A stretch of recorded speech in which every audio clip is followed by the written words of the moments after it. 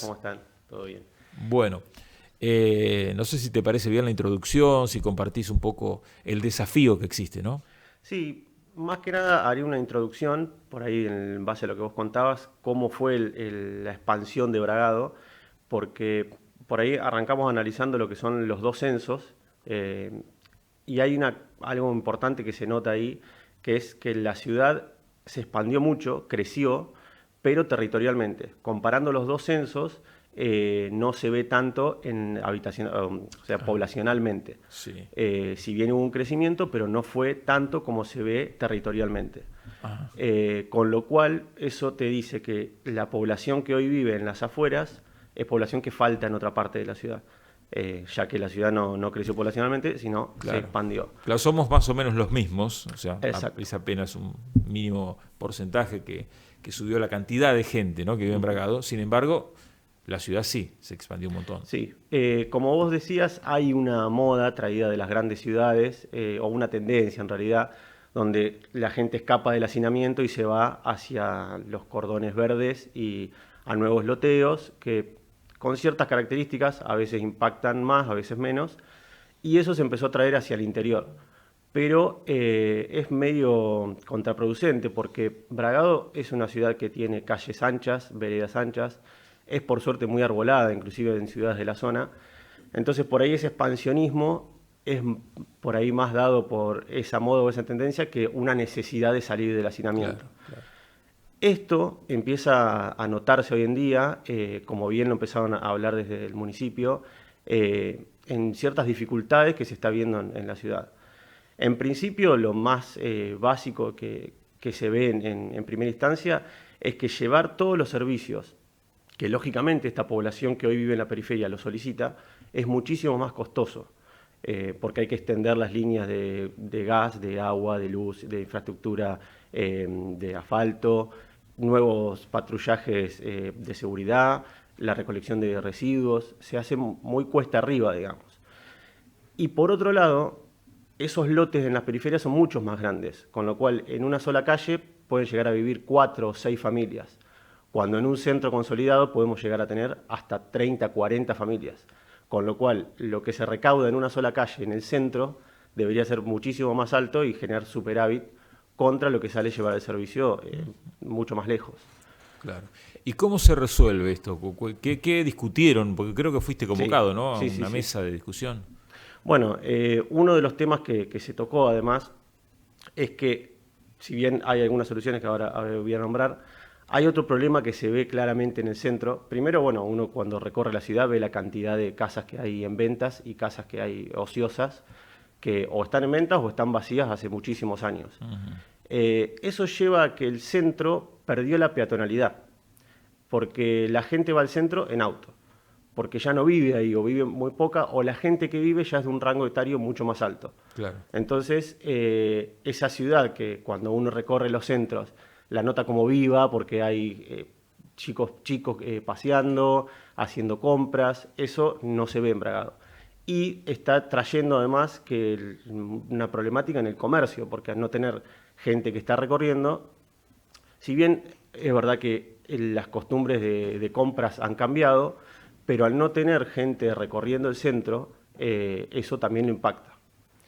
Entonces, con esas dos variables, una de las cosas que se pensaron o surgieron de estas charlas es ver cómo reutilizar estas viviendas. Y hay dos variables. Una es netamente privada, donde el dueño de esa vivienda, obviamente por ahí citado o haciendo un censo a ver quiénes son los dueños de cuáles son las viviendas, el dueño de esa vivienda la cede a alguien que está con su familia queriendo construir su casa y a lo mejor está buscando un lote en las afueras. Entonces, proponerle volver al centro y en una de esas casas renovarla y generar dos. Ajá. Entonces, él Reciclar de alguna manera una casa reciclar. grande, convertirla en dos casas. Exacto. Esta persona se queda con lo que es parte del lote, no la tiene que pagar ya que lo va a renovar, y esa casa, que generalmente son casas grandes porque son antiguas, que tienen lotes grandes, se puede dividir en dos. Ajá. Esa sería una instancia totalmente privada. ¿Hay experiencia de esto en Bragado, por ejemplo, de alguien que lo haya hecho? No, en Bragado se ha hecho por ahí, pero más del índole comercial. y nuevamente sigue quedando vacía la casa, porque por ahí hay un privado que va, la recicla y después la vende, pero no con el ímpetu de que se habite. Una de las condiciones de esto es que la gente que vaya a invertir en esto tenga cierto rango etario, que sean jóvenes, vaya digamos. a vivir ahí, no lo haga como Claro. inversión. Claro, sean jóvenes, si tiene familia va a estar mejor puntuado, digamos, y obviamente que vaya a residir en esa vivienda, no que lo toma como inversión, porque si no nuevamente la casa va a quedar ociosa. Claro. Y en otra instancia, una instancia mixta público-privado, es a esas casas intervenirla con alguno de los tantos planes sociales de vivienda que hay a nivel provincial y nacional, donde por los metros cuadrados que dan cada uno de esos planes, que son alrededor de 40 a 60 metros cuadrados, esas casas se podrían dividir en más unidades funcionales y ya la persona accedería a un crédito que lo pueda dar provincia o nación. Eso es más o menos lo que se está hablando, pero bueno, se está hablando desde la parte técnica, todavía no hay algo...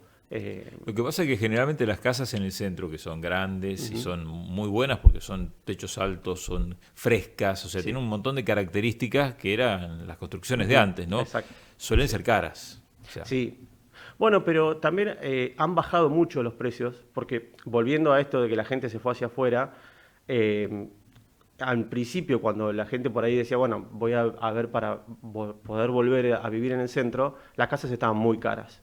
Hoy en día notamos que bajaron mucho los precios, pero así todo no hay esa renovación.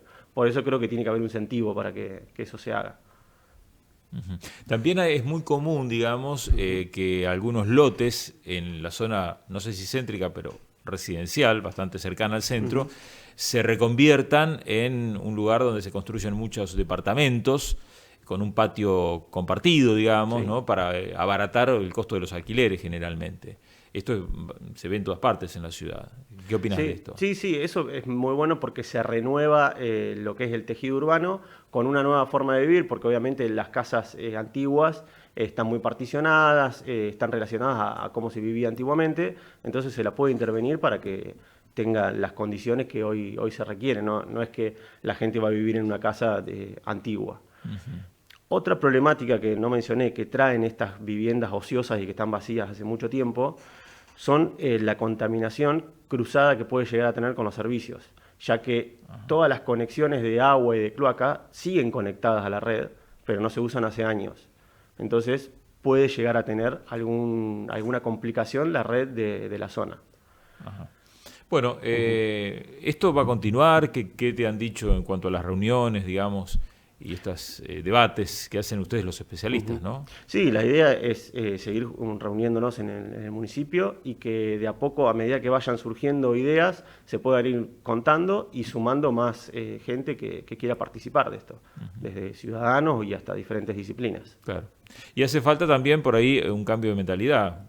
Ahí, Sí. ahí ya es más difícil, ¿no? Porque toda la gente, digamos, que elige vivir en las afueras debería tener, digamos, argumentos o la capacidad, la visión de decir, no, sería mejor que estar en el centro. Exacto. Y Bueno, eso no sé si es tan fácil.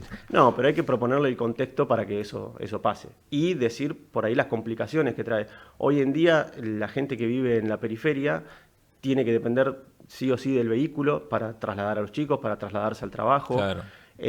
Son barrios que crecieron de un solo uso, porque son barrios enteros de vivienda, no tienen equipamientos, no tienen comercios. Inclusive muchos están en zonas bajas o de escurrimiento natural de la ciudad. Y si sigo con esto, también tenemos parte de una contaminación de la napa, porque en todas las viviendas tenemos un pozo de cloacal o un pozo negro, Claro. y también tenemos una perforación para toma de agua. Y hay cosas hasta que también no dependen de la gente, porque, por ejemplo, No, hay no, barrios seguro. sociales que se han construido también bastante lejanos al Sí, centro. sí, porque la lógica de expansión se dio desde el ámbito privado y desde el ámbito público, no fue Claro, solamente claro. una culpa del privado. Sí, sí. Pero hay como una contramedida, porque en su momento se retiró el campo, digamos, hizo como un retiro, ya que empezaron a aparecer restricciones para ciertos usos de insecticidas y aplicaciones. Sí, claro. Estos cordones verdes se transformaron en loteos, ya que no era rentable continuarlos como sector agrícola.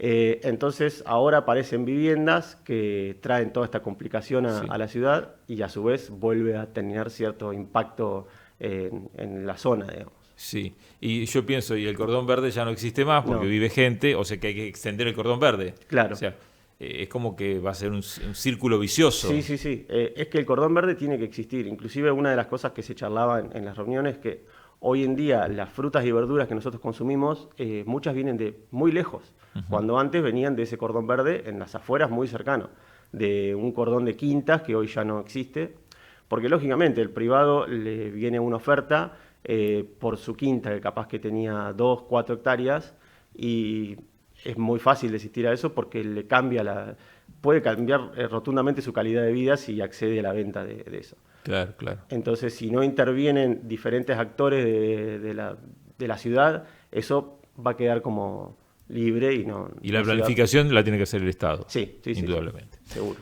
Gracias, Germán. No, gracias a ustedes. Muy bien, Germán Campagnolo dándonos su visión.